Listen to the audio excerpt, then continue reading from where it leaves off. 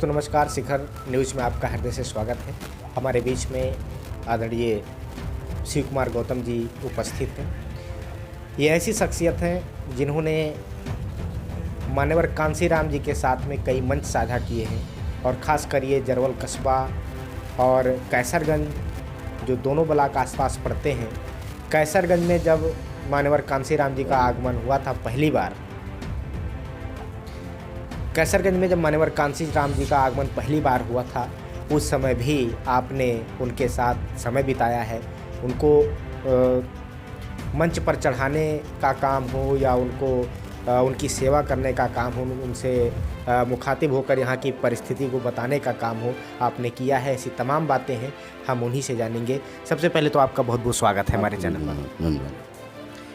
आपके विषय में ये कहा जाता है कि मान्यवर कांसीराम पहली बार जब ये कैसरगंज आए थे, उस समय आपसे उनकी मुलाकात हुई थी, तो ज़रा उस समय के बारे में कुछ बताएं दर्शकों को। उस समय पहली बार कांसीराम साहब कैसरगंज आए तो हम लोग केवल उस वक्त 8 लोग थे, जिसमें आरपी सिंह यादव थे, हरनाम सिंह यादव थे और बेचन लाल वर्मा थे और एक यहाँ के चंदेरा के खां साहब थे, उनका नाम थोड़ा भूल गए हैं, और हम थे और वो रामशरण वर्मा थे, रामशरण पटेल।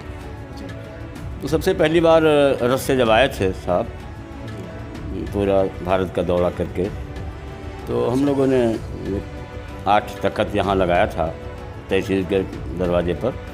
उस वक्त जनता इकट्ठा नहीं होती थी, बहुत कम लोग आए थे, तो हम ही जो है 2 लोग पकड़ करके कांसीराम साहब को जो है मंच तक ले गए। तो उन्होंने जो भाषण किया, जो बात कही, और आखिरी में उन्होंने एक बात कही थी कांसीराम साहब ने कि आज आप लोग बहुत कम हैं, आज थोड़ी संख्या में हैं, कल करोड़ों की संख्या में आप होंगे।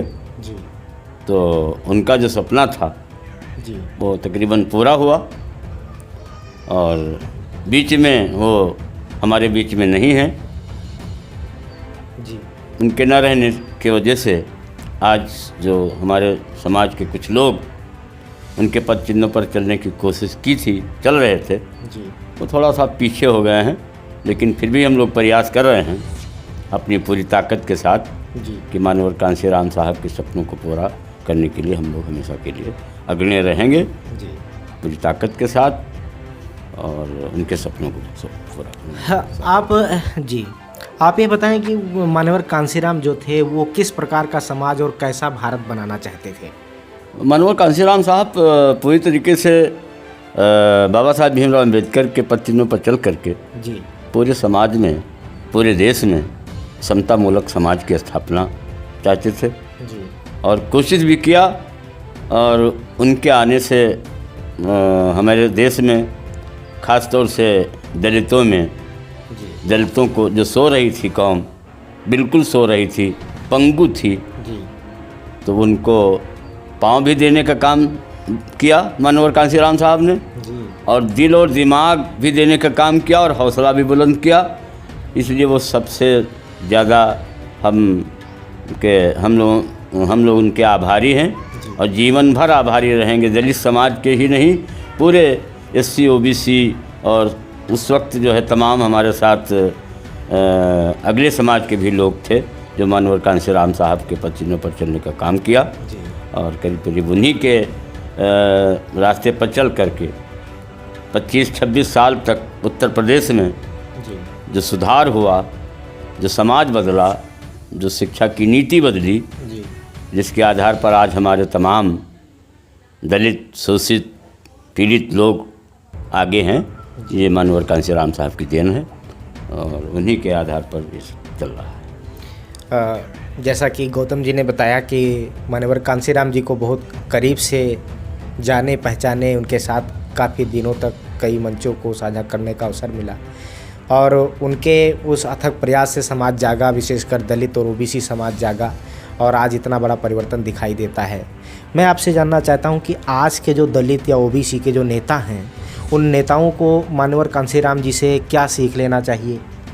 वो मान्यवर कांसीराम साहब से ये सीख लेना चाहिए आज के नेताओं को, खास तौर से दलित नेताओं को जी कि वो मैं और मेरा के चक्कर में जी जिस तरीके से माननीय कांशीराम साहब ने घर छोड़ा, परिवार छोड़ा, पूरे समाज के लिए उन्होंने अपने को आहुति दे दी। लेकिन आज के परिप्रेक्ष्य में दिखाई पड़ रहा है जी कि सारे पूरे दलित समाज के जो भी हमारे बड़े नेता हैं जी वो अपने स्वार्थ में, अपने बहबूदी में, अपने परिवार के लोगों को नेता बनाने में, अपने पास धन इकट्ठा करने में लगे हुए हैं। और मेरे ही लोग, जी मेरे ही समाज के लोग उस सरकार में बेट लगे बैठे हैं।